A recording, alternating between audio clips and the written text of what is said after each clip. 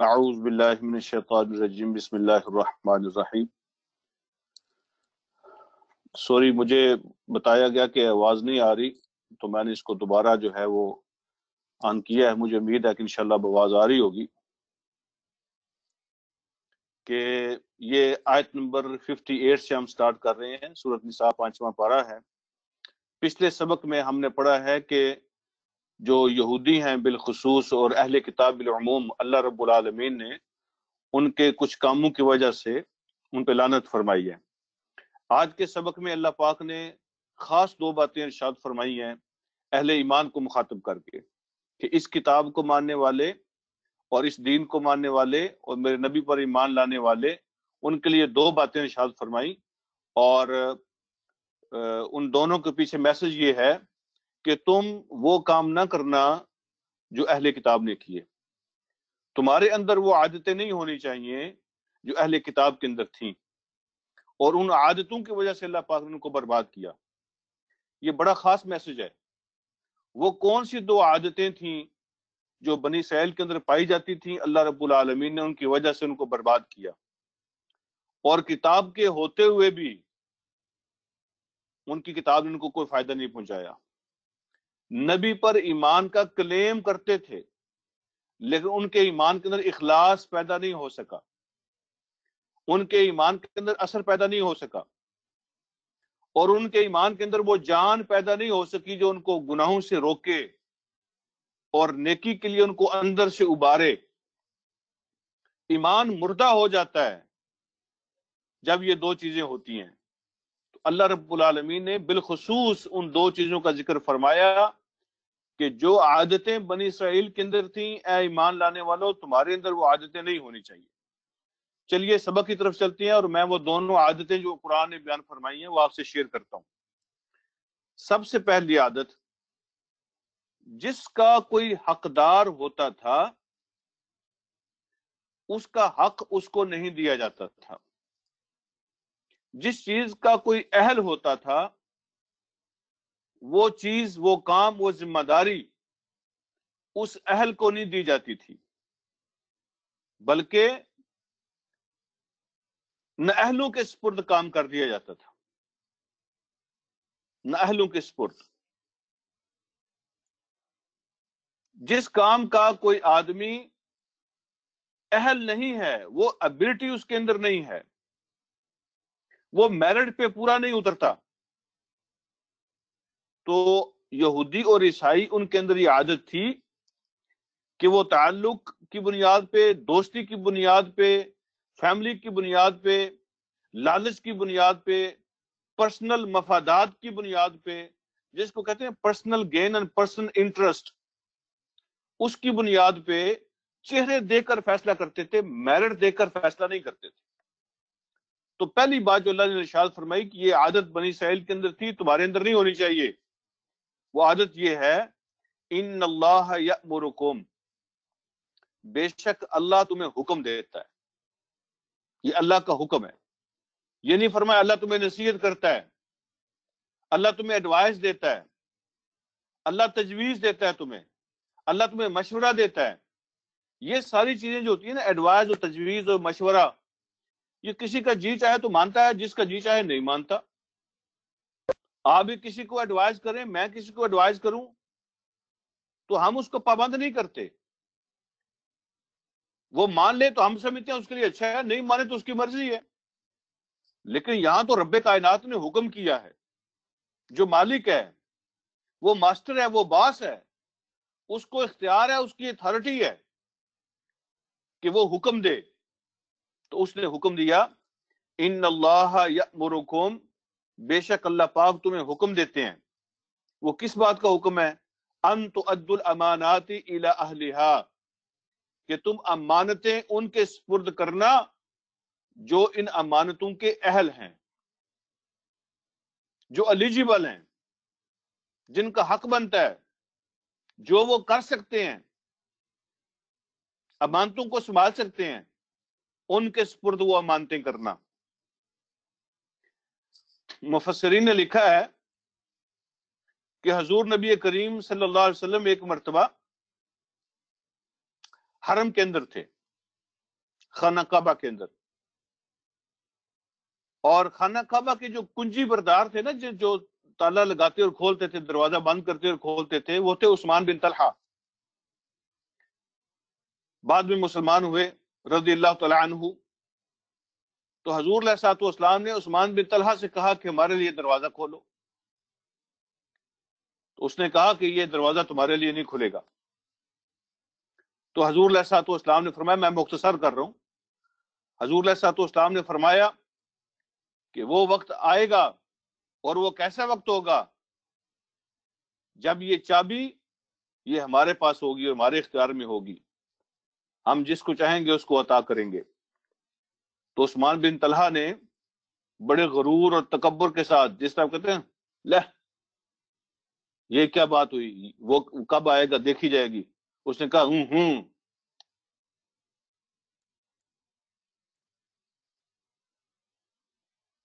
وہ تو وقت جو ہے وہ اس سے بہتر ہے کہ ہماری موت آ جائے. مطلب اس نے جس طرح غرور اور تکبر کے ساتھ طنز کرتا ہے بندہ، ایسے طنز کیا کہ وہ تو ہماری موت کا ہی وقت ہوگا جب یہ چابی آپ کے پاس آئے گی. تو جب مکہ فتح ہوا اور حضور علیہ الصلوۃ والسلام وہاں حرم کے اندر کھڑے ہو کے فیصلے فرما رہے تھے، مکہ والوں کی تقدیر آج حضور علیہ الصلوۃ والسلام کے ہاتھوں میں تھی. تو حضور علیہ الصلوۃ والسلام نے اعلان فرمایا عثمان بن طلحہ کو بلاؤ. یہ چھپتے پھرتے تھے، ان کو پکڑ کے لایا گیا. فرمایا چابی میرے والے کرو. عثمان بن طلحہ نے چابی دی، دروازہ کھولا گیا، آپ اندر تشریف لے گئے. اللہ رب العالمین کی عبادت کی، اللہ رب العالمین کے سامنے دعائیں مانگی. اور جب آپ باہر تشریف لائے، خانہ کعبہ کے دروازے پہ اندر سے باہر تشریف لائے، تو حضور علیہ الصلوۃ والسلام کی زبان مبارک پر یہ آیت تھی، ان اللہ یأمرکم ان تؤدوا الامانات الی اہلها. تو حضور علیہ الصلوۃ والسلام فرمایا کہ عثمان بن طلحہ کدھر ہے؟ یہ ڈرتے ڈرتے آگے بڑھے، سر جھکا ہوا تھا. تو نبی علیہ الصلوۃ والسلام نے اپنی بات ان کو یاد کرائی، اور پھر فرمایا کہ عثمان، میں یہ چابی تمہیں واپس کر رہا ہوں، اور قیامت تک کے لیے یہ چابی تمہارے پاس ہوگی، اور وہ ظالم ہوگا جو یہ چابی تم سے چھینے گا. آج تک حضور علیہ الصلوۃ والسلام کے فرمان کے مطابق خانہ کعبہ کی چابی حضرت عثمان بن طلحہ رضی اللہ تعالی عنہ ان کے خاندان کے پاس ہے. وہی دروازہ بند کرتے اور کھولتے ہیں، انہی کے خاندان، ان کی نسل کے پاس ہے. اور حدیث کے مطابق وہ ظالم ہوگا جو ان سے وہ چابی چھینے گا. تو حضور علیہ الصلوۃ والسلام اس وقت یہی جو ہے نا آیت اس کی تلاوت فرما رہے تھے. تو یہ آپ کو واقعہ کوٹ کرنے کا جو ہے نا مطلب کیا ہے کہ ہم یہ سمجھتے ہیں کہ جب اللہ فرما رہے ہیں کہ امانتیں ان کے حوالے کرو جو ان کے اہل ہیں، تو ہم سمجھتے ہیں کہ امانت تو پیسے کی ہوتی ہے، چیزوں کی ہوتی ہے، مال و دولت کی ہوتی ہے. یہ چیزیں ہیں جو امانت کے طور پہ ہم کسی کے پاس رکھتے ہیں. لیکن قرآن کا جو امانت کا کانسیپٹ ہے وہ تھوڑا بڑا ہے، وہ وسیع ہے. قرآن کس کو امانت کہتا ہے؟ جتنے بھی حقوق اور ذمہ داریاں ہیں جن کا تعلق پبلک کے ساتھ ہوتا ہے، جن کا تعلق عوام کے ساتھ ہوتا ہے، جن کا تعلق اجتماعیت کے ساتھ ہوتا ہے، وہ سارے عہدے امانت ہوتے ہیں، وہ ساری ذمہ داریاں امانت ہوتی ہیں، وہ سارے حقوق امانت ہوتے ہیں، وہ سارے منصب امانت ہوتے ہیں، وہ ساری چیزیں امانت ہوتی ہیں جن کا تعلق اجتماعیت کے ساتھ، پبلک کے ساتھ اور عوام کے ساتھ ہوتا ہے.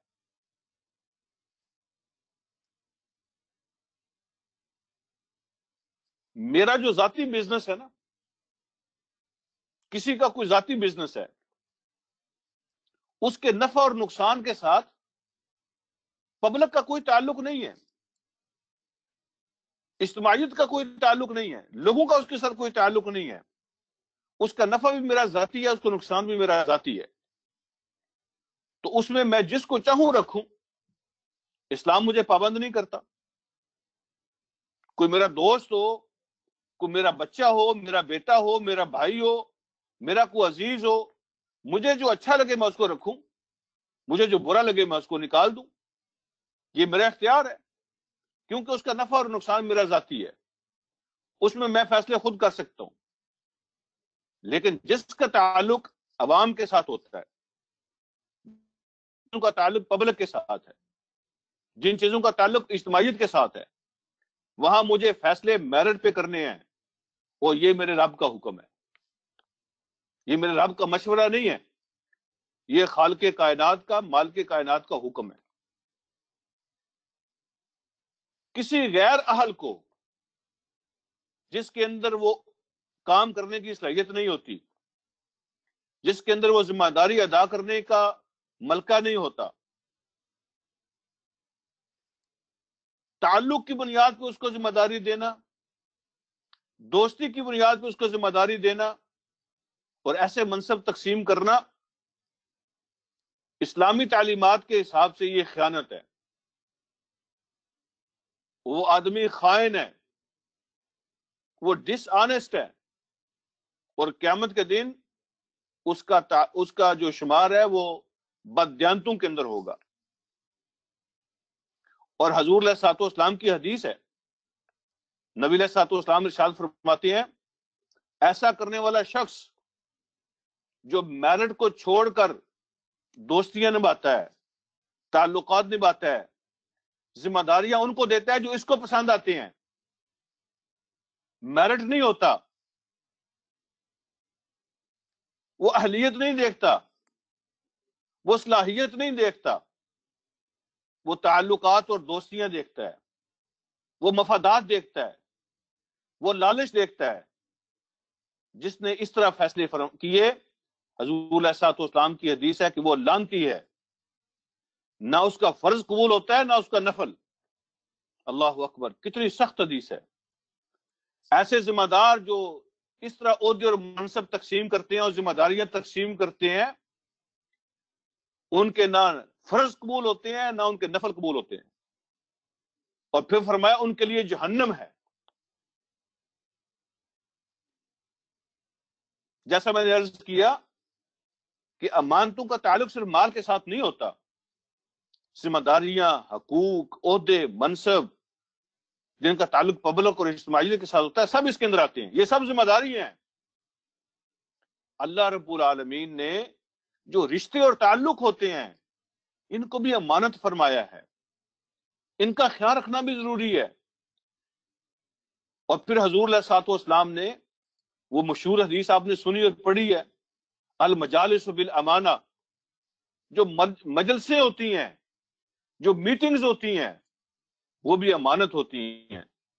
ان میں جو بحث کی جاتی ہے، ان میں جو آرگومنٹ ہوتی ہے، ان میں جو دلائل دیے جاتے ہیں، اگر کسی کی ذات ڈسکس ہو، اور کسی کی ذات ڈسکس کرنے کے لیے صرف ایک ہی چیز ہے جس کی اجازت ہے، ورنہ اجازت نہیں ہوتی کہ آپ اجتماعیت کے لیے فیصلہ کر رہے ہیں، آپ لوگوں کے اسلام کے دین کے بینیفٹ کے اندر فیصلہ کر رہے ہیں، آپ ذمہ داران کے ساتھ گفتگو کر رہے ہیں، کسی کی اصلاح کے لیے گفتگو کر رہے ہیں، کسی کی بہتری کے لیے گفتگو کر رہے ہیں، تو آپ کسی کی ذات کو ڈسکس کر سکتے ہیں.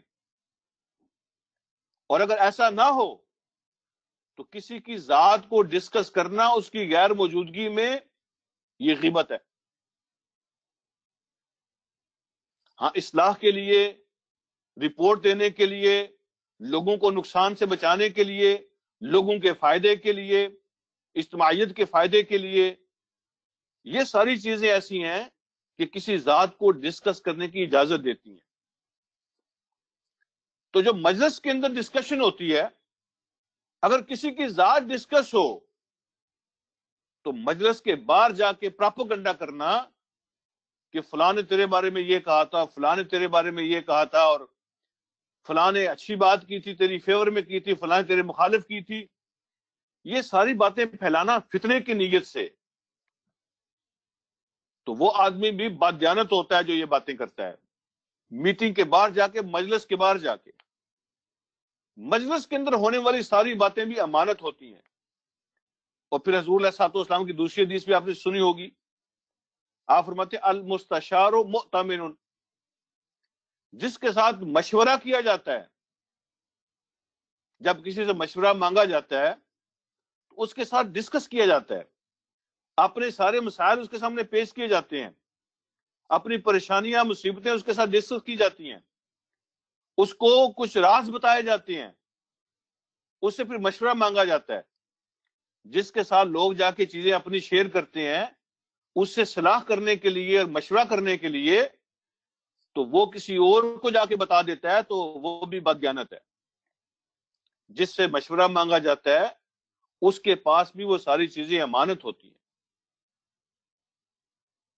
پھر اسی طرح علماء نے، مفسرین نے یہ بات ارشاد فرمائی ہے، جب آپ کسی کے لیے فیصلہ کرتے ہیں، کسی جماعت کے اندر، کسی تنظیم کے اندر، کسی فرم کے اندر، کسی پارٹی کے اندر یا کسی ملک کے اندر، جب آپ یہ فیصلہ کرتے ہیں کہ میری رائے میں اپنی رائے فلاں آدمی کے حق میں استعمال کرتا ہوں، میں سمجھتا ہوں کہ اس ذمہ داری کے لیے، اس منصب کے لیے وہ بہتر ہے،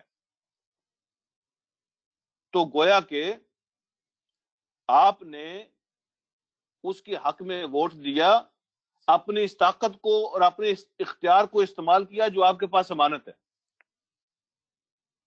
اس لیے کہ آپ فیصلہ کر رہے ہیں پبلک کے لیے، اجتماعیت کے لیے، آپ اپنی ذات کے لیے فیصلہ نہیں کر رہے، آپ یہ فیصلہ کر رہے ہیں کہ میرے خیال میں اس جماعت کو چلانے کے لیے، اس نظم کو چلانے کے لیے، اس حلقے کو چلانے کے لیے، اس کانسٹیچوئنسی کو چلانے کے لیے، اس ملک کو چلانے کے لیے، پبلک کے بارے میں فیصلے کرنے کے لیے یہ بندہ زیادہ بہتر ہے۔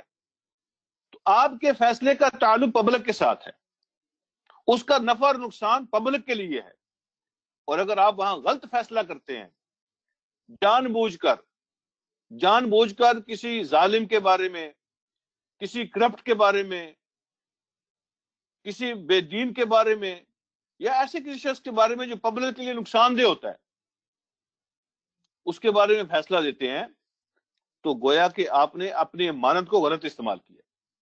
اس لیے علماء بیان فرماتے ہیں کہ جو ووٹ ہے یہ امانت ہوتی ہے، لہذا اپنی اس امانت کو ان کے حق میں استعمال کرنا جو اہل ہیں۔ اللہ فرماتے ہیں ان اللہ یأمرکم ان تؤدوا الامانات الی اہلها، اللہ تمہیں حکم دیتے ہیں کہ امانتیں ان کے حوالے کرنا جو ان کے اہل ہیں۔ اور یہ فرمایا کہ بنی اسرائیل کے اندر یہ بیماری تھی کہ وہ جو اہل نہیں ہوتے تھے ان کو ذمہ داریاں دیتے تھے، تم ایسا نہ کرنا۔ پہلی بات تھوڑی لمبی ہوگی تاکہ اس کو صحیح سمجھا جائے، بڑی اہم بات ہے۔ دوسرا کام جو بنی اسرائیل کیا کرتے تھے، جو بیماری ان کے اندر تھی، فرمایا تمہارے اندر وہ نہیں ہونی چاہیے۔ اگلی بات فرمائی وَإِذَا حَكَمْتُمْ بَيْنَ النَّاسِ أَن تَحْكُمُوا بِالْعَدْلِ، اور جب تم فیصلے کرو لوگوں کے درمیان تو فیصلے کرنا عدل کے ساتھ، انصاف کے ساتھ، فیصلوں میں ڈنڈی نہ مارنا، کسی کے بارے میں اس کی ذات کو سامنے رکھ کے، اس کے چہرے کو سامنے رکھ کے، اپنے ساتھ اس کے تعلق اور دوستی کو سامنے رکھ کے فیصلے مت کرنا۔ جب فیصلے کرو تو عدل کے ساتھ فیصلے کرنا۔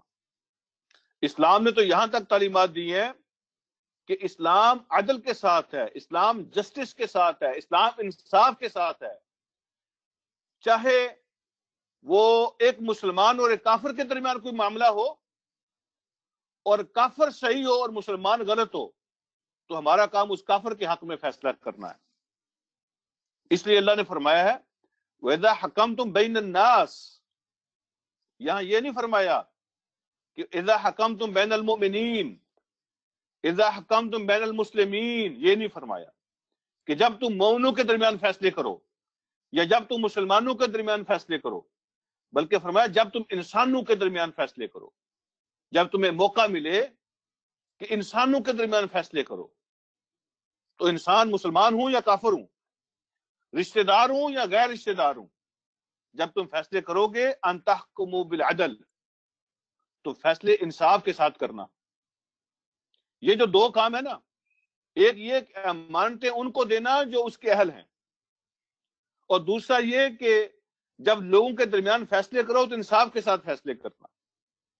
یہ دو کام پوری دنیا کے امن کی گارنٹی ہے، پوری دنیا کی ترقی کی گارنٹی ہے، اور یہ گارنٹی قرآن نے دی ہے. دو کام جس قوم کے اندر آ جاتے ہیں، جس ملک کے اندر آ جائیں، جس پارٹی کے اندر آ جائیں، جس تنظیم کے اندر آ جائیں، یہ دو کام امن کی اور ترقی کی گارنٹی ہے.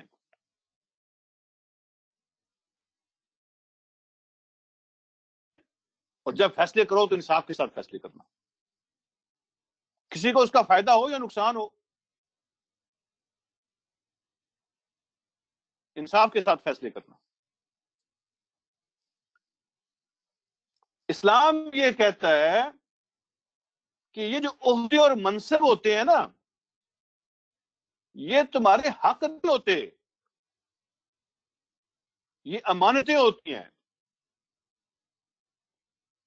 اللہ معاف فرمائے، لوگ سمجھتے ہیں یہ ہمارے حق ہوتے ہیں. جس کو بھی یہ ملتا ہے نا، یہ عہدہ اور منصب اور ذمہ داری، یہ اس کا حق نہیں ہوتا، یہ اس کے پاس امانت ہوتی ہے. لہذا ان کو حق سمجھ کے، اپنا حق سمجھ کے استعمال مت کرو، اس کو امانت سمجھ کے استعمال کرو. یہ ہے خلاصہ ان دو باتوں کا. آگے بڑھتے ہیں. اللہ فرماتے ہیں ان اللہ نعم یعظکم بہ، کتنی اچھی بات ہے جو اللہ تمہیں بتا رہے ہیں، یہ کتنی اچھی بات ہے جو اللہ تمہیں سمجھا رہے ہیں، بہت عمدہ نصیحت ہے جو اللہ تمہیں کر رہے ہیں. ان اللہ کان سمیعا بصیرا، یقیناً اللہ سب کچھ سنتا اور سب کچھ دیکھتا ہے. یہ آیت کے آخر میں دو حکم دینے کے بعد یہ کیوں بات ارشاد فرمائی کہ اللہ سب کچھ سنتا اور سب کچھ دیکھتا ہے؟ اس لیے یہ بات ارشاد فرمائی کہ یہ خیال مت کرنا کہ تم چھپ کر اگر کوئی کام کرو گے، تمہیں کوئی کیمرہ نہیں دیکھ رہا، کسی بندے کو پتہ نہیں ہے، تو تم جو مرضی فیصلے کر لینا. ایسا نہیں ہے.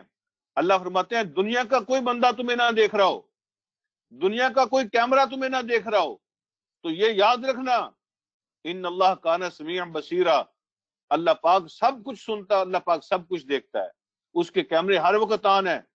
تم انسانوں سے چھپ سکتے ہو، لوگوں کو دھوکہ دے سکتے ہو، لیکن اللہ کو دھوکہ کیسے دو گے؟ وہ ہر چیز کو سنتا اور ہر چیز کو دیکھتا ہے. اگلی بات، یا ایھا الذین آمنوا اطیعوا اللہ واطیعوا الرسول واولی الامر منکم، اے وہ لوگوں جو ایمان لائے ہو، اللہ کی اطاعت کرو، اللہ کے رسول کی اطاعت کرو، اور اولی الامر کی اطاعت کرو جو تم میں سے ہوں. اولی الامر کا معنی ہوتا ہے معاملات کو چلانے والے، نظام کو چلانے والے. امر کا مطلب دین بھی ہے، امر کا مطلب انتظام بھی ہے، دنیا کے معاملات بھی ہیں. دونوں اس امر کا مطلب ہے. امر کا مطلب دنیاوی معاملات بھی ہیں اور عمل کا مطلب دینی معاملات بھی ہیں. ان کو چلانے والے جو ہیں وہ جو تم میں سے ہوں، ان کی اطاعت کرنا، ان کی بھی اطاعت کرنا. یا ایھا الذین آمنوا اطیعوا اللہ واطیعوا الرسول واولی الامر منکم، اے وہ لوگوں جو ایمان لائے ہو، اللہ کی اطاعت کرنا، اللہ کے رسول کی اطاعت کرنا، اور جو تم میں سے اولی الامر ہوں ان کی اطاعت کرنا. یہاں ایک پوائنٹ تو میں آپ سے یہ عرض کرنا چاہتا ہوں کہ یہاں جب اللہ کا نام لیا تو اطیعوا کا لفظ استعمال فرمایا، جب اللہ کے رسول کا نام لیا تو پھر اطیعوا کا لفظ استعمال فرمایا، لیکن جب اولی الامر کا نام لیا تو اطیعوا کا لفظ تیسری مرتبہ استعمال نہیں فرمایا. اس کے اندر کیا فرق ہے؟ اللہ کے لیے الگ اطیعوا، اللہ کے رسول کے لیے الگ اطیعوا، لیکن اولی الامر کے لیے کوئی لفظ استعمال نہیں فرمایا. اس کا مطلب یہ ہے کہ جو اللہ کی اطاعت ہے بذات خود اٹ سیلف یہ فرض ہے، ریکوائرڈ ہے، انکنڈیشنل ہے، غیر مشروط ہے. تمہیں سمجھ آئے یا نہ آئے، تمہارا دل مانے یا نہ مانے، تمہارے نفع میں ہو یا نقصان میں ہو، بظاہر تمہیں نقصان لگتا ہو یا نفع لگتا ہو، اللہ کی اطاعت کرنی ہے اور اللہ کے رسول کی بھی اطاعت کرنی ہے، لیکن یہ دونوں اطاعتیں جو ہیں، دونوں کی بات ماننا، اللہ کی اور اللہ کے رسول کی، یہ انکنڈیشنل ہے۔ اللہ اور اس کے رسول کی یہ اتھارٹی ہے کہ اگر ہم کلیم کرتے ہیں کہ ہم ایمان والے ہیں تو ان دونوں کی اطاعت کرنی ہے۔ لیکن جو تیسری اطاعت ہے جو اولی الامر کی ہے وہ انکنڈیشنل نہیں ہے، اس لیے اس کے ساتھ الگ سے اطیعوا کا لفظ استعمال نہیں فرمایا، بلکہ یہ اولی الامر کی جو اطاعت ہے یہ پہلی دو اطاعتوں کے انڈر ہے۔ اگر جو اولی الامر ہیں، جو ہمارے ذمہ دار لوگ ہیں، جو انتظام چلا رہے ہیں دنیا کا بھی یا جو انتظام چلا رہے ہیں دین کا، اگر یہ کوئی ایسی بات کہتے ہیں جو اللہ کی اطاعت کے خلاف ہے، جو اللہ کے رسول کی اطاعت کے خلاف ہے، تو ان کی بات نہیں مانی جائے گی، ان کی بات نہیں مانی جائے گی۔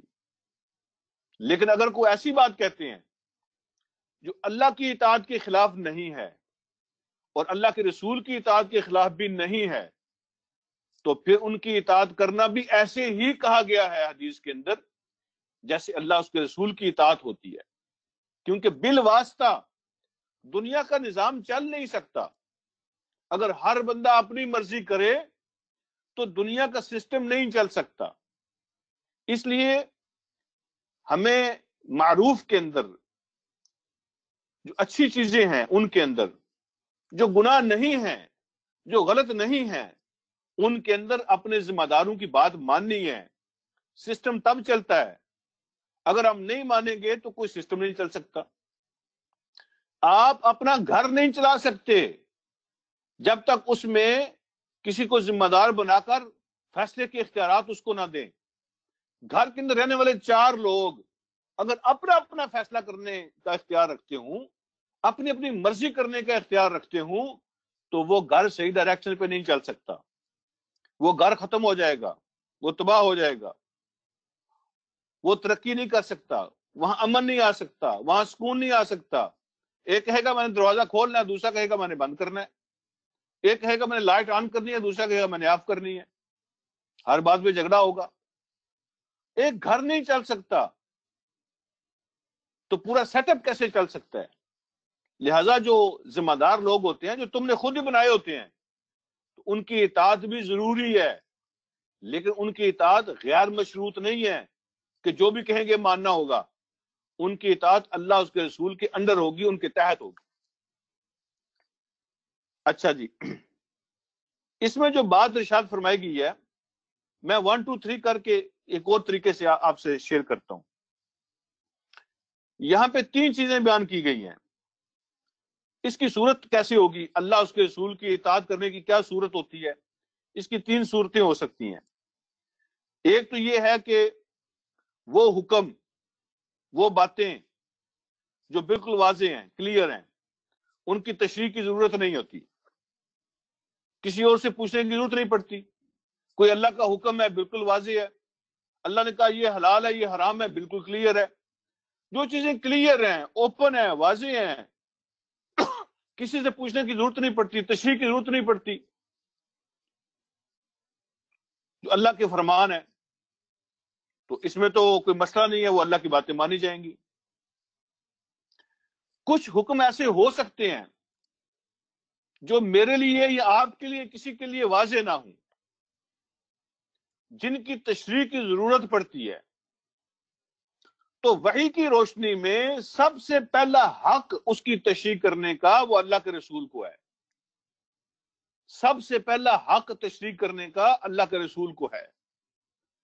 لہذا جن باتوں کی اور جن حکموں کی تشریح نہیں ہوئی یا ہمیں سمجھ نہیں آئی، تو ان کے بارے میں جو کچھ اللہ کے رسول فرمائیں گے وہ ہمیں ماننا ہے، اور وہ ماننا پڑے گا، یہ ایمان کا حصہ ہے۔ تیسری صورت یہ ہو سکتی ہے کہ وحی کے اندر، وحی کے ذریعے سے جو اللہ کے نبی نے تشریح کی ہے وہ ہمیں نہیں ملی کہیں۔ یعنی کچھ باتیں ایسی ہیں کہ سنت کے اندر بھی، حدیث کے اندر بھی اس کی تشریح نہیں ملی، اللہ کے رسول نے بھی بات کو واضح نہیں کیا، حالات بدل گیا، کوئی نئی چیز آ گئی ہے، تو اس کے یہاں واضح نہیں ہوئی میرے لیے اور آپ کے لیے، تو اس میں کیا ہوگا؟ تو اس میں ہمارا اختیار ہوگا، ہم اولی الامر کے ساتھ مل کر، یہاں پھر اولی الامر آتے ہیں، یہ وہ جگہ ہے جہاں اولی الامر آتے ہیں، یا پھر اولی الامر کے ساتھ مل کر اس کی تشریح کی جائے گی، لیکن اللہ کے رسول کی حدیثوں کو اور آپ کی سنت کو سامنے رکھ کر اور اللہ پاک کے حکموں کو سامنے رکھ کر ان کی تشریح کی جائے گی۔ کوئی ایسی تشریح اگر ہو جاتی ہے یا کوئی ایسا مطلب بیان کر دیتا ہے جس سے کسی اللہ کے نبی کی بات پہ زد پڑتی ہے یا کسی اللہ کے حکم کے خلاف بات ہو جاتی ہے، اس تشریح کو نہیں مانا جائے گا۔ اس کا دوسرا حصہ میں آپ سے عرض کرتا ہوں، یعنی اولی الامر کی جو وضاحت ہے اس کا دوسرا حصہ یہ ہو سکتا ہے کہ جو انتظامی امور ہیں ان کا دین کے ساتھ کوئی تعلق نہیں ہے، انتظامی امور ہیں کہ قانون بنائے جائیں کہ ٹریفک ایسے چلے گی، ٹیکس ایسے لیے جائیں گے، عدالتی نظام ایسے چلائے جائیں گے، امن و امان کی صورتحال ایسے قائم رکھی جائے گی، ایسے جو انتظامی امور ہیں ان کو چلانے کے لیے جب تک کوئی دین کی خلاف ورزی نہیں ہوگی تو پھر اولی الامر کی بات ماننا ضروری ہے۔ جو ہمارے حکمران ہوں گے ان کی بات ماننا ضروری ہے، جو ہمارے ناظم ہوں گے ان کی بات ماننا ضروری ہے، وہ کسی بھی لیول کے ہوں، چھوٹی سطح کے بھی ہو سکتے ہیں، بڑی سطح کے بھی ہو سکتے ہیں۔ معاملات کو چلانے کے جو ہم سسٹم بنائیں گے تو سسٹم کے اندر جہاں جہاں بھی کوئی ذمہ دار ہوگا، جس لیول پر بھی کوئی ذمہ دار ہوگا، تو اس کا جو حکم یا اس کی جو پلاننگ ہے اس سے اللہ اور اللہ کے رسول افیکٹ نہیں ہوتے، ان کا کوئی حکم افیکٹ نہیں ہوتا، تو پھر ہم اپنے ناظموں کی، اپنے حکمرانوں کی، اپنے ذمہ داروں کی، اپنے افسروں کی بات مانیں گے، اس سے سسٹم چلے گا۔ اس میں ایک اور نقطہ میں آپ سے عرض کر دوں، اگر آپ اس میں غور فرمائیں تو یہاں لکھا ہوا ہے اولی الامر منکم و اولی الامر منکم، تمہارے اندر سے، جو تمہارے اندر سے تمہارے جو صاحب اختیارات لوگ ہیں ان کی بات مانو۔ تو مفسرین فرماتے ہیں منکم کا مطلب مسلمان ہے، یہ مسلمان لوگوں کے لیے ہے، مسلمان حکومتوں کے لیے ہے، مسلمان تنظیموں کے لیے ہے۔ لیکن میں آپ سے اس سے بڑھ کے ایک بات عرض کرتا ہوں کہ منکم سے مراد مسلمان ہے، لیکن آپ جس سوسائٹی میں بھی رہتے ہیں، جس سوسائٹی میں بھی رہتے ہیں، اس سوسائٹی کو چلانے کے لیے جو قانون بنایا گیا ہے، جو سسٹم ترتیب دیا گیا ہے، اگر وہ سسٹم آپ کے بیسک بلیف کے خلاف نہیں ہے، آپ کے دین کے خلاف نہیں ہے، دین کا کوئی پرنسپل اسے نہیں ٹوٹتا، اللہ اس کے رسول کے حکم کی کوئی خلاف ورزی نہیں ہوتی، تو ان لوگوں کی بات ماننا بھی آپ کے لیے ضروری اس لیے ہے کہ وہ آپ کی زندگی کے بارے میں فیصلے کر رہے ہیں، وہ آپ کی بہتری کے بارے میں فیصلے کر رہے ہیں۔ منکم کا مطلب پھر وہ آپ کے لیے ہوگا کہ وہ آپ کے لیے فیصلے کر رہے ہیں۔ ابھی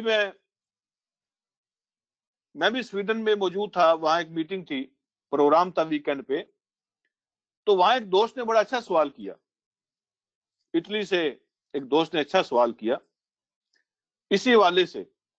انہوں نے کہا کہ یہ جو ٹریفک کے قوانین ہوتے ہیں، تو ٹریفک کے قوانین کی خلاف ورزی کرنا، اشارہ توڑنا، تو کیا یہ بھی گناہ ہوگا، اولی الامر کی خلاف ورزی میں آئے گا؟ تو میں نے ان کے جواب میں یہ بات عرض کی، اس سے اختلاف ہو سکتا ہے۔ میں نے عرض کیا کہ میری سمجھ کے مطابق اگر آپ جان بوجھ کے ایسا کریں گے، جان بوجھ کے ایسا کرنا، کوئی آپ کی مجبوری نہیں ہے، کوئی آپ کی ایمرجنسی نہیں ہے، جان بوجھ کے ایسا کرنے کا مطلب یہ ہے کہ آپ باقی پبلک کو، باقی لوگوں کو رسک پہ ڈال رہے ہیں، آپ کی اپنی جان کا رسک بھی ہے، آپ کے اپنے مال کا رسک بھی ہے، آپ اپنے آپ کو بھی خطرے میں ڈالتے ہیں، اور اس کے ساتھ ساتھ باقی تمام پبلک کو بھی آپ خطرے اور رسک میں ڈالتے ہیں۔ لہذا ایسا کام کرنا، یہ اس کا لازمی جو ہے نا وہ گناہ ہوگا، یہ گناہ میں آئے گا، یہ غلط کام سمجھا جائے گا۔ کسی بھی قانون کی خلاف ورزی جو میرے اور آپ کے اور باقی انسانوں کی حفاظت کے لیے بنایا گیا ہے، جس میں اللہ اس کے رسول کی خلاف ورزی نہیں ہوتی، غلطی سے ہو جائے تو معاف ہے، جان بوجھ کے اس کی خلاف ورزی کرنا گناہ میں شمار ہے، یہ غلطی میں شمار ہوگا، گناہ میں شمار ہوگا۔ اس کے بعد اللہ رب العالمین فرماتے ہیں اگلی بات، فَإِن تَنَازَعْتُمْ فِي شَيْءٍ، تنازعتم کا جو لفظ ہے یہ ہم اپنی زبان میں بھی استعمال کرتے ہیں، تنازع ہو گیا ہے، جھگڑا ہو گیا ہے، اختلاف ہو گیا ہے، آرگومنٹ ہو گیا ہے، لیکن یہ جو لفظ ہے تنازعتم، یہ باب مفعلہ ہے، جو عربی جانتے ہیں ان کے لیے عرض کر رہا ہوں۔ اس کے لیے ضروری ہوتا ہے کہ جھگڑا دونوں طرف سے ہوتا ہے، یعنی دونوں فریق آپس میں ایک دوسرے کی بات ماننے کے لیے تیار نہیں ہوتے، وہ اس کو ریفیوز کر رہا ہے، یہ اس کو ریفیوز کر رہا ہے، دونوں سائڈوں سے جھگڑے کے اندر حصہ لیا جا رہا ہے۔ اگر ایک آدمی زیادتی کر رہا ہے اور دوسرا آدمی خاموش ہے تو یہ ون سائیڈڈ جھگڑا ہوتا ہے، یہ اختلاف نہیں ہے، یہ تو زیادتی ہے۔ اختلاف یہ ہے یا تنازع یہ ہے کہ دونوں اپنے اپنے موقف سے پیچھے ہٹنے کے لیے تیار نہیں ہے، نہ وہ اس کی بات ماننے کے لیے تیار ہے، نہ یہ اس کی بات ماننے کے لیے تیار ہے، وہ اپنی دلیلیں دے رہا ہے یا اپنی دلیلیں دے رہا ہے۔ اب آرگومنٹ ہو رہے ہیں، بحث ہو رہی ہے، آؤٹ کم کوئی نہیں ہے، ریزلٹ نہیں نکل رہا، کسی نتیجے پہ نہیں پہنچ رہے، تو پھر کیا کرنا ہے؟ اور یہاں خوبصورتی کے ساتھ دیکھیں، یہ اللہ کا کلام ہے، اللہ رب العالمین نے اتنی خوبصورتی کے ساتھ یہ بات ارشاد فرمائی، فَإِن تَنَازَعْتُمْ فِي شَيْءٍ، اگر کسی بھی معاملے میں، شیئن کا معنی کچھ بھی ہو، اگر کسی بھی معاملے میں تم فیصلہ نہ کر پاؤ، تمہارا آپس کا جھگڑا ہو جائے، تو ایک دوسرے پہ زیادتی مت کرنا، اس کے حل کرنے کا تمہیں طریقہ بتاتے ہیں۔ تو اللہ نے اس کو حل کرنے کا طریقہ بتایا، جب آپس میں فیصلہ نہ کر سکو تو اس کو حل کیسے کرنا ہے؟ فَرُدُّوهُ، تو اس کو واپس لوٹاؤ، اس کو لے کے جاؤ، اپنے اس کیس کو، اپنے اس جھگڑے کو لے کے جاؤ الی اللہ، اللہ کی طرف، والرسول، اور اس کے رسول کی طرف، اللہ کی طرف لے کے جاؤ، اللہ کے رسول کی طرف لے کے جاؤ۔ ان کنتم تؤمنون باللہ والیوم الاخر، اگر تم واقعتاً اللہ پر ایمان رکھتے ہو اور تمہارا قیامت کے دن پر ایمان ہے کہ تمہیں مرنا ہے، تمہارا حساب ہونا ہے، تمہاری اکاؤنٹیبلٹی ہونی ہے، تمہارا احتساب ہوگا، غلط کرو گے تو سزا ملے گی اور صحیح کرو گے تو جزا ملے گی، اگر اس بات پر یقین ہے تو اپنے جھگڑے اللہ اس کے رسول کے پاس لے کے آؤ، ان سے پوچھو کہ یہ اس مسئلے میں فیصلہ کیا کرنا ہے، اس مسئلے میں صحیح بات کیا ہے۔ اب اس میں دیکھیں، کچھ کام وہ ہوتے ہیں، کچھ باتیں وہ ہوتی ہیں جن کے بارے میں اللہ اس کے رسول کے حکم کلیئر ہے، تو جب ہمارا جھگڑا ہو جائے گا تو ہم جب قرآن سے پوچھیں گے، اللہ کی طرف لے کے آنے کا مطلب قرآن کی طرف لے کے آنا، پھر دیکھیں گے کہ قرآن نے اس کے بارے میں کیا فرمایا ہے، اگر ہمیں وہاں مل جاتا ہے وہ حکم تو ہمارا جھگڑا ختم ہو گیا، ہم وہ بات مانیں گے جو قرآن نے فرمائی ہے۔ اگر قرآن میں اس کی تشریح نہیں ملتی تو پھر والرسول، اللہ کے رسول کے پاس لے کے جائیں گے، اور جب اللہ کے رسول اس دنیا میں موجود تھے تو وہ خود فیصلہ فرماتے تھے، اور جب سے وہ دنیا چھوڑ کے چلے گئے ہیں تو پھر اس دن سے آپ کی سنت اور آپ کی حدیث، آپ کا طریقہ، پھر ہم اس کے پاس لے کے جائیں گے، جیسے قرآن میں چیک کریں گے، پھر دوسرے نمبر پر پھر ہم حدیث میں اور سنت میں چیک کریں گے، اگر اس کا فیصلہ ہمیں وہاں مل جاتا ہے تو بات ختم، جھگڑا ختم ہو گیا، ہم وہ کریں گے جو اللہ کے رسول فرماتے ہیں، جو آپ کی حدیث کہتی ہے، جو آپ کی تعلیمات کہتی ہیں، ہاں وہ اتھینٹک ہونی چاہیے، وہ صحیح اور درست ہونی چاہیے، غلط اور کمزور نہیں ہونی چاہیے۔ دوسری بات، کچھ وہ احکام ہیں جو کلیئر نہیں ہیں، ہمیں قرآن اور حدیث دونوں میں نہیں ملیں گے تو پھر کیا کریں گے؟ اگر ان سے ملتے جلتے کچھ واقعات ہوں گے یا کچھ چیزیں ہوں گی تو ہم ان پہ قیاس کریں گے. اس کا نام اجتہاد ہے. اس کو اجتہاد کہتے ہیں کہ قرآن اور حدیث کو سامنے رکھ کے مسئلے نکالنا. اسی کا نام فقہ ہے, اسی کا نام اجتہاد ہے. اور یہ دروازہ قیامت تک کے لیے کھلا ہوا ہے. ہر زمانے کے اندر اپنے تقاضے ہیں, اپنے مسائل ہوتے ہیں, اور ان مسائل کو چیک کرنے کے لیے اللہ اس کے رسول کے ہدایات کو چیک کیا جائے گا. اور اگر کلیئر وہاں حکم نہیں ملے گا تو ملتے جلتے جو احکام ہیں ان میں سے پھر اجتہاد کیا جائے گا. پھر ہم اپنی کوشش کر کے مسئلہ نکالیں گے. اور یہ یاد رکھیں, جو اجتہاد کرنے والا ہوتا ہے وہ اگر نیک نیستی کے ساتھ اپنی پوری کوشش کرتا ہے لیکن خدا نخواستہ وہ غلطی کر جاتا ہے تو پھر بھی اس کو اجر ملتا ہے کہ اس نے نیک نیستی کے ساتھ کوشش کی ہے کہ اللہ اس کے رسول کی تعلیمات کے مطابق مسئلے کو حل کیا جائے. سمجھ میں غلطی ہو سکتی ہے, اگر وہ غلطی کرتا ہے تو پھر بھی اس کے لیے اجر ہے, اور اگر وہ صحیح فیصلہ کرتا ہے تو اس کے لیے ڈبل اجر ہے. اور پھر یہاں ایک اور مسئلہ آپ سے عرض کر دوں کہ اگر کسی مسئلے کے بارے میں, کسی کیس کے بارے میں مختلف اماموں کی رائے مختلف ہو, کوئی کہتا ہے اس کا فیصلہ یہ ہے, کوئی کہتا ہے اس کا حل یہ ہے, کوئی کہتا ہے اس کا جواب یہ ہے, کوئی کہتا ہے اس کا جواب یہ ہے. اب مختلف فیصلے ہیں, قرآن و حدیث کے اندر بات کلیئر نہیں ملی, تو جو علماء نے اجتہاد کیے ہوئے ہیں, فقہاء نے اجتہاد کیے ہوئے ہیں, ان میں مختلف لوگوں کے مختلف اجتہادات ہیں, مختلف فتوے ہیں. پھر کیا کریں گے؟ پھر کون سا صحیح اور کون سا غلط ہوگا؟ تو پھر ہم چیک کریں گے, ان کی دلیلوں کو سامنے رکھیں گے, ان نے جو ثبوت پیش کیا ان کو سامنے رکھیں گے, انہوں نے جو لاجک پیش کی ان کو سامنے رکھیں گے. پھر حالات کے مطابق جو ان میں سے بہتر لگے, اگر میں چیک کر سکوں کہ بہتر کیا ہے, اگر ان میں سے کوئی بہتر لگے تو میں کسی کو بھی فالو کر سکتا ہوں. میں جس کو بھی فالو کروں گا وہ اسلام ہی ہوگا.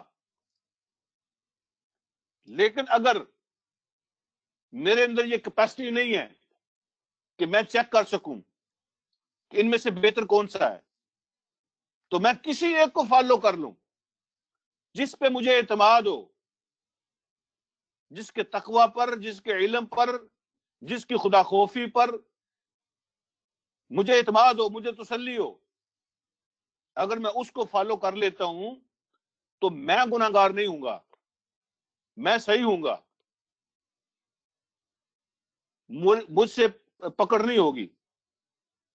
میں کسی کے تقوی پر, اس کے علم پر اعتماد کر کے اس کی بات کو فالو کر لیتا ہوں تو میں درست ہوں, اس میں کوئی حرج نہیں ہے. یہاں پر ایک بات میں آپ سے اور عرض کرنا چاہتا ہوں. چلیے یاد ختم کر لیتے ہیں, رکوع بھی یہاں ختم ہو جائے گا.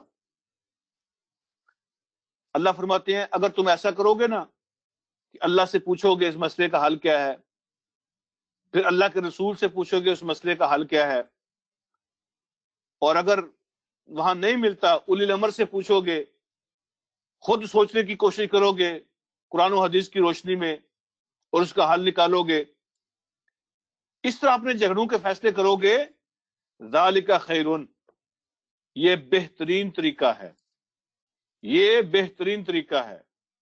وَأَحْسَنُ تَأْوِيلًا, اور اس کا رزلٹ, اس کا انجام, اس کا اینڈ بہت اچھا ہوگا. انجام کے لحاظ سے بھی بہت بہتر ہے اور طریقہ بھی یہی سب سے بہتر ہے.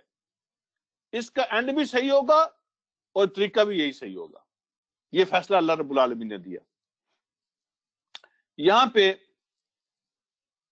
آخر میں آپ سے ایک اور بات عرض کرنا چاہتا ہوں, یہاں پہ ہم سبق ختم کریں گے. یہ جو ہم نے آج کے سبق میں پہلے پڑھا نا,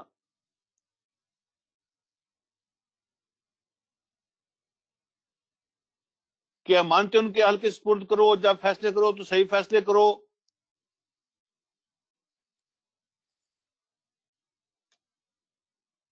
اللہ اس کے رسول کی اطاعت کرو، اولی الامر کی اطاعت کرو.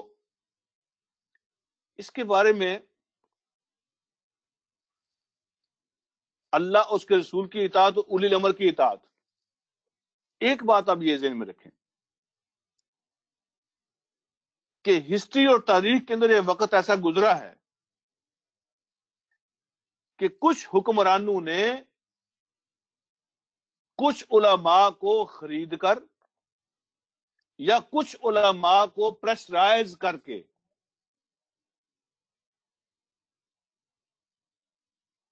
کچھ باتیں گڑی بھی ہیں،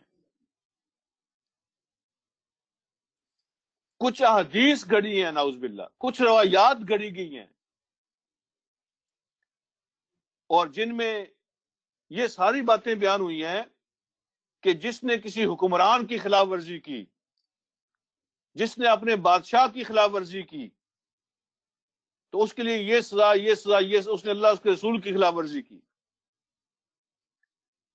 تو ایسی بہت ساری بے شمار احادیث ہیں جن میں اس طرح کی باتیں آتی ہیں، بڑی عجیب و غریب قسم کی. تو اس بارے میں آپ سے یہ عرض کرنا چاہتا ہوں، اس حوالے سے کچھ حدیث تو بالکل اوتھینٹک اور صحیح ہیں، لیکن کچھ حدیث اس حوالے سے ایسی ہیں، کچھ روایات جو بادشاہوں کے کہنے پہ بنائی گئی ہیں ان کے مفادات کے تحفظ کے لیے. لہذا ان میں بڑے غور کے ساتھ، بڑے دھیان کے ساتھ صاحب علم لوگوں سے رائے لینی چاہیے، مشورہ کرنا چاہیے، جن کے اندر خدا خوفی بھی ہو اور جن کے علم اور تقوی پر آپ کو تسلی بھی ہو، اور جو ظالم بادشاہوں کے زمانے میں نہ ہوں، ظالم بادشاہوں کے ظلم کا شکار نہ ہوں. تاریخ کے اندر ایسے لوگوں کی جو تحقیق ہے، ان کی جو ریسرچ ہے، الحمدللہ اللہ رب العالمین نے یہ انتظام فرمایا ہے کہ جس طرح یہ قرآن محفوظ ہے قیامت تک کے لیے، اس کی حفاظت کا ذمہ اللہ نے لیا ہے، اسی طرح وہ احادیث جن کا تعلق قرآن کی تشریح کے ساتھ ہے، اللہ رب العالمین نے ان سب کو بھی محفوظ فرمایا ہوا ہے. وہ بھی آپ یوں سمجھیں کہ جن احادیث کے بغیر قرآن کی سمجھ نہیں آ سکتی، وہ احادیث بھی قرآن کا حصہ ہی سمجھے آپ. نعوذ باللہ یہ میں فتویٰ نہیں دے رہا کہ وہ قرآن ہے، میں یہ کہہ رہا ہوں کہ وہ احادیث جن کا تعلق قرآن کی تشریح کے ساتھ ہے تو وہ بھی ایسے ہی ہے جیسے قرآن کا حصہ ہے. ان کی حفاظت کے اعتبار سے کہہ رہا ہوں، اللہ رب العالمین نے ان کی حفاظت کا انتظام بھی ایسے ہی فرمایا ہے جیسے قرآن کی حفاظت کا انتظام فرمایا. ایک ایک راوی، ایک ایک شخص کی پوری زندگی کو لوگوں نے کھنگالا ہے، اور جس میں ذرا بھی شک پڑا ہے اس کو اٹھا کے ادھر پھینک دیا. اللہ رب العالمین نے یہ سلسلہ بھی محفوظ فرمایا ہوا ہے.